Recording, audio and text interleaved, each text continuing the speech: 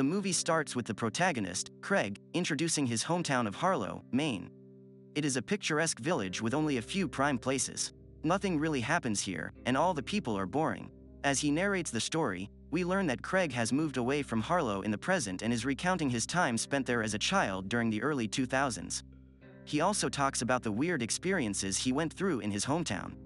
The movie then flashes back in time where it is revealed that Craig lost his mother when he was still a young boy. He still blames himself for it, however, the cause of death is not mentioned. Next, we are introduced to a local billionaire and the richest man in Harlow, Mr. Harrigan. Being a devout Christian, he regularly visits the church and prays to God. One day, when he sees Craig reciting a story, he is greatly impressed. So, the same evening, Mr. Harrigan visits Craig's place with an offer. He wants the young boy to read him books of all kinds, as he is losing his eyesight. In return, Craig will be paid $5 an hour for his service. Unsurprisingly, the latter accepts without any hesitation.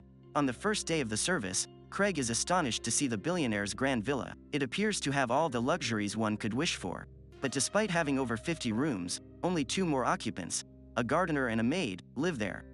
After a while, Craig greets the old man and starts reading a book to him. He continues doing so 3 times a week.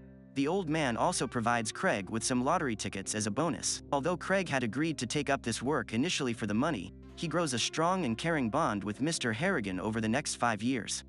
After getting to know the billionaire personally, Craig also has an interest in knowing who exactly he is. So one day, he goes to an internet cafe and looks up for Mr. Harrigan. Turns out the old man used to be a businessman with a record of workers complaining about his strong-willed nature. Surprisingly, some of them were so fed up with his ruthlessness that they even committed the unthinkable. However, this doesn't affect Craig's view of the old man and he continues reading him books and novels. The movie then skips by a few more years, and now, Craig has become a teenager. He starts attending high school at a popular institution outside the city. Unfortunately, Craig runs into trouble when he makes eye contact with a bully named Kenny on the very first day of school. During the lunch break, Kenny approaches Craig and casually asks him to polish his shoes. When the latter refuses, Kenny becomes a little too harsh on him. Thankfully, before things can escalate, the science teacher Miss Hart intervenes. Later that week, Craig has a word with Mr. Harrigan about the incident. The old man advises him that he should always deal with the bullies harshly, be it at school or in business, as he himself had faced. After getting familiar with a relatively new social life in the new school,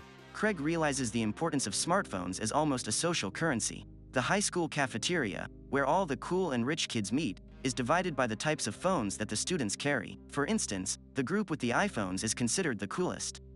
Wanting to fit in with this crowd, Craig asks for an iPhone from his father.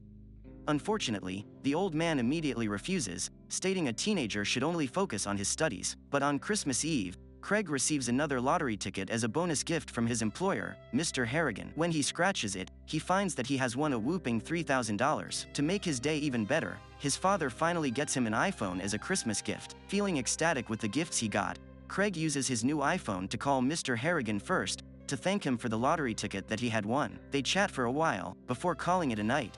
The following day at school, Craig excitedly shows off his new phone to his friends. He then goes to the cafeteria to join the cool kids, where his crush Jennifer is seated. Next, in a voiceover, Craig reveals he has developed an understanding that his old employee is lonely and helpless without him, and he, too, perhaps, feels warm while spending time with Mr. Harrigan. It is out of all these feelings that he decides to give an iPhone similar to his to the old man, not just to introduce him to the new technology but also so that they can keep in touch with each other from wherever. Therefore, Craig buys the phone and politely gives it to his employer. Initially, Mr. Harrigan denies keeping such modern objects close to him. He believes that he will become addicted to them. However, Mr. Harrigan is quickly swayed over by the phone when Craig shows him the process of live tracking stock prices. He can also read the up-to-date news, unlike newspapers that inform news a day late. Over the next few weeks, Craig teaches him new things that can be done with a smartphone. Mr. Harrigan becomes so invested in the device that he even loses interest in the books that Craig reads for him. He simply keeps scrolling through his phone the entire day. As days pass by, we see Mr. Harrigan getting caught up with diseases as he has to wear oxygen masks at night.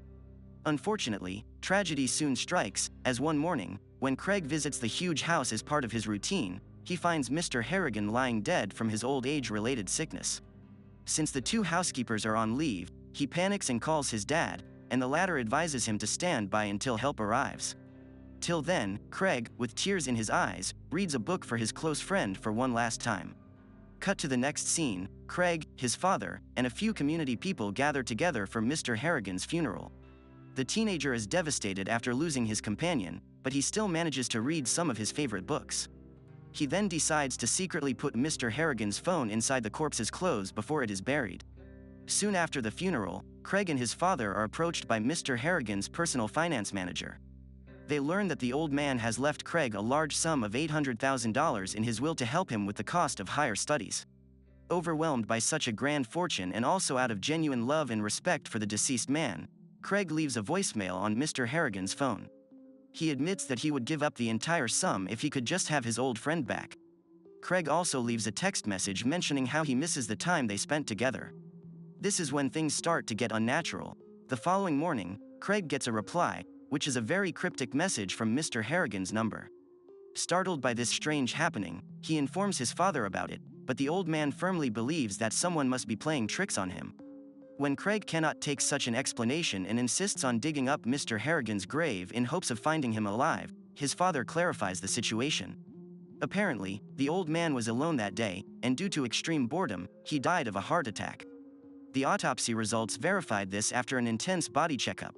Hearing this, Craig comes back to his senses and takes his father's words. As days pass by, Craig continues grieving his loss, but he doesn't stop going to school. One day, when the local bully, Kenny, is selling, he is caught red-handed and expelled. Unfortunately, he wrongly assumes that Craig was the one who snitched on him. So, on the annual event day, he sneaks inside the school premises and beats up Craig. However, despite all this, the latter still doesn't report it to the authorities. Instead, he talks about it on voicemail to Mr. Harrigan's number, obviously not expecting anything to happen but only as a means of sharing his grief.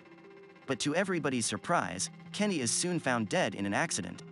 Although it was reported that the bully was heavily drunk and had fallen from his second-story bedroom, we see his body with a can of shoe polish in his hand and some polish smeared on his mouth. This is eerily interesting because, in the very first interaction that Craig and Kenny had, the bully had threatened Craig to either polish his shoes or to eat the whole thing.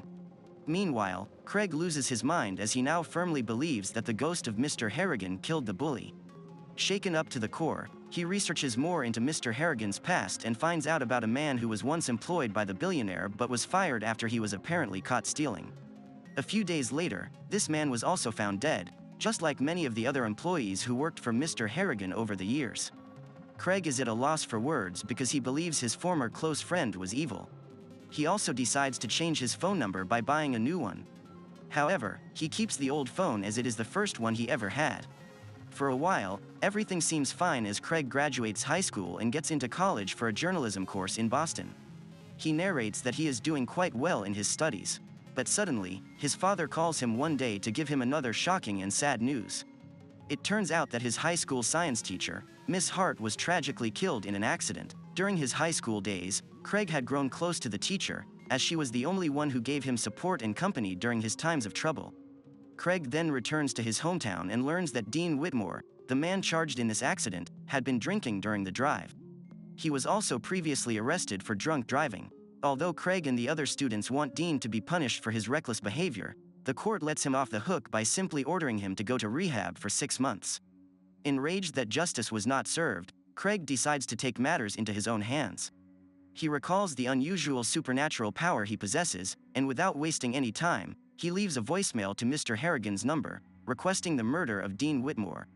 The very next day, Craig feels bad about his actions and hopes that no one gets hurt.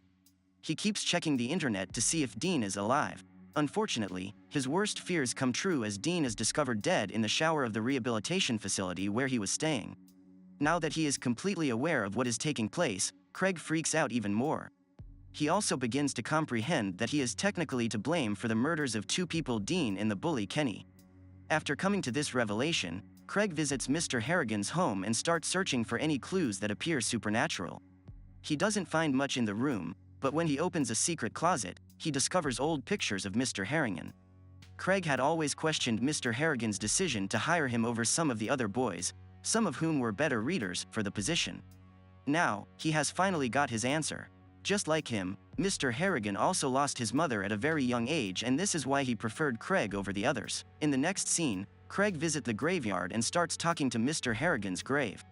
He claims that he now understands the cryptic texts he had received from the old man's number. It actually meant Mr. Harrigan was asking Craig to stop contacting him. The main reason for this, according to Craig, is either that Mr. Harrigan was being hurt by these reach-outs because he was unable to rest peacefully, or that he did not want Craig to get hurt because the young boy was actually entering a mental state of anger and retaliation. After the visit to the grave, his old phone, the last means of communication between him and Mr. Harrigan, is finally thrown into the lake.